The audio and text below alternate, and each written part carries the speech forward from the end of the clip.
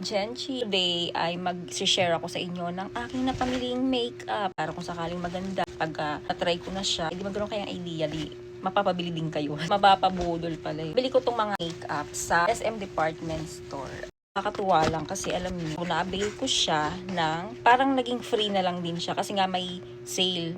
Bumili kasi kami ng school supplies kaya nakakuha ako ng 10% discount at yun yung halos amount din itong napamili ko. Unahin ko na itong yan ang aking magiging bagong Ever Belena na Pro Brow Define with Paddle Brush. Actually, meron akong unang kinuha from Ever Belena din. Pero, nung nakita ko to, sabi ko, ay, ito na lang.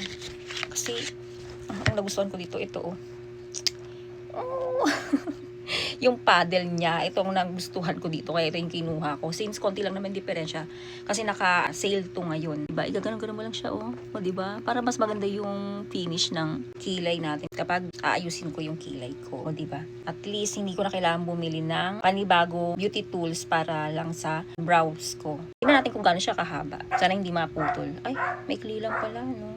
Pero sana tumagal. Para sulit naman yung pinambili ko dito. Isa sa reason kung bakit ako bumili ng brow liner. Kasi yung anak ko nagko-complain na sa akin, ang lakas ko daw gumamit ng brow liner at nauubos yung brow liner niya. Wala kasi akong ganun. Kung kanya yung ginagamit ko, actually parang naging akin na kasi makeup kit ko na siya nakalagay, hindi na sa bag niya. Ang next ay, look at this. It's so pretty. Tuwang-tuwa ako dito. As in, parang pabalik-balik ako, tapos tingin ako ng tingin sa kanya. Nung nakita ko to, kasi gandang-ganda ako, na-amaze talaga ako. Hindi dahil sa one piece siya, ha. Na-amaze ako. Una, tiningnan ko muna, sabi ko, ay may palette, pero hindi ko pa alam yung presyo. So, tiningnan ko. Uy, di ba? Pag nakaano siya, para siyang compass. So, dahil lang pala dyan, eh, no? So, hindi dahil dyan. Hindi ko pa alam yung price niya. Sabi ko, ay, may nakita akong palette. Sabi ko, kakaiba yung mga palette niya kasi medyo may colorful. Ayan yung bihira ko nang makita ngayon, yung may colorful na eyeshadow palette. Tinry ko siya. Napakita ko sa inyo. Kung gaano siya kaganda. Chinek ko siya kada isang shade. Kung anong itsura niya, iniswatch ko siya dito sa kamay ko. Nagandahan ako sa quality actually. Kaya sabi ko, wow, ang ganda nito. Gusto ko to ah. Tapos nung chinek ko na yung price niya, oh my god, ang mahal niya.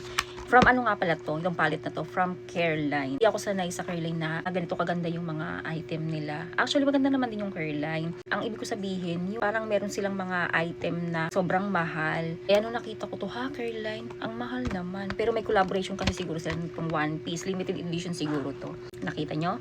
995. So, nung nakita ko yung presyo, hinitawan ko na siya. Pero nakatingin pa rin ako. Nangihinayang akong hindi kunin. Nung nasa counter na kami, may discount na 10%. So, kulang. Ito pala, naka 50% off. Kaya kasi ako dun sa sales lady. Sabi ko, ang mahal naman pala. Sabi niya, ma'am, naka 50% off. So, nag-ding, ding, ding, ding. Oh my God, 50% off. Meron pa akong kulang dito na 500 plus. Pasok. Kinuha ko na. Parang naging free na rin siya, no? So, yun. Nabudol ako. Sa madaling salita, nabudol a catch. Next natin ay ang hindi ko pa kilala tong brand na to. Pero tingin ko maganda siya kasi Japan product siya. Alam niyo naman pag Japan, di ba, magaganda yung mga item nila. Hindi ko alam yung basa dito. Kokuryo.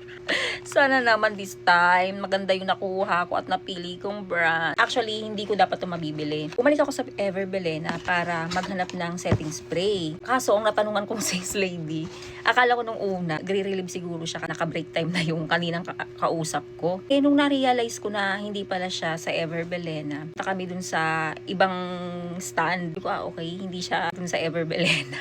Ibang brand pala yung yung item niya. At ito ang kanyang isinadjust sa akin. Try ko na, habang sales talk siya sa akin, binabasa ko na yung saan siya gawa, ingredients niya. Ganun kasi ako pagka bumibili ako or kahit sa mga collab na ina-applyan ko or yung sinasagutan ko. Hindi ko lahat ginagrab. Namimili talaga ako. Tinitingnan ko muna yung ingredients, kung saan siya galing, yung background nung item na yun. Bago ako nag-fill out. Kaya kung mapapansin nyo, kung sumusubaybay kayo sa akin, hindi ganun din kadami yung collaboration na meron ako. Kasi nga, namimili din talaga ako. Diba, sabi ko na sa inyo, ang aking skin ay sensitive. Kailangan maingat sa mga product na gagamitin sa mukha. Sana maging maganda yung outcome pagka ginamit ko. At sana hindi rin ako magkaroon ng pimples dito. First time ko magkaroon ng ganito. Wala pala akong setting spray, kaya ako napabili nito. Kasi wala naman talaga ako sa planong bumili nito. Mahal-mahal pala siya. Para sa akin mahal, kasi hindi naman ako talaga pala bili ng makeup eh. Kasi nga syempre, tipid-tipid, ganyan. Kaya mo na nga, kailangan ko na lang tong bawiin. Magsipag ako lalo para mabawi ko yung pinanggastos ko dito. Investment na rin. Ang niche natin ay pag may makeup, kailangan natin ng gamit din talaga. Wala pa akong masyadong gamit eh. Yung iba kong mga gamit sa collaboration yung mga ginagamit ko. Kaso minsan, syempre, baka nananawa na sila sa kapanahon na, ay puro yan na lang, walang bago ganun. Kaya yun din yung isa sa iniisip ko, kaya din medyo nag-invest din ako. Ang presyo nito, para sa akin mahal na to talaga ha, 325. Regular price daw to. Nakatipid na rin ako dito. Ito yung bagong packaging nila. Mas marami yung laman nito. 115 ml. Yung isa kasi 100 ml lang. So may 15 ml akong parang naging free. O di ba malaking bagay? Daldal ko. Ang haba na naman ang aking video. Sabi ko na namang ikakat dito para umikli. Sana naman kasi kahit mahaba, panoorin nyo, di ba? Para masaya. Para hindi na ako magkakat. Tatlo lang sila lahat. Pero diba nakakita ko naman na sa inyo. Abangan nyo yung sa mga susunod kong get ready with me ko pag ginamit ko siya. I-swatch ako nito para makita nyo kung gaano siya kaganda. As in, maganda. Hindi lang yung lapat ng kulay, kundi yung quality. Alam mo kasi sa ano eh, kahit hindi ako ganun ka-expert. Para sa akin ha, alam ko kapag maganda yung quality ng item. Pagdating sa makeup. Kasi yung powder niya, may something na basta kakaiba. Hindi kagaya ng iba. Kaya nga nung nakita ko yung presyo niya, it's giving. Alam ko na kung bakit ang mahal kasi ang ganda ng quality. Hindi to sponsored ha, binili ko to sa SM Department Store at thank you the SM Department Store dahil nabigay kayo ng discount. Baka naman gusto nyo akong ika-collab din. Baka gusto nyo akong kuhain. Seryoso yon, magaling akong mag-ano.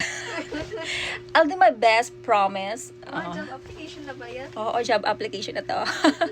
So, yun lang. Kung gaano ko sumaya ngayon, sana napasaya ko din kayo dito sa video na to. Thank you for watching. See you on my next video. Bye!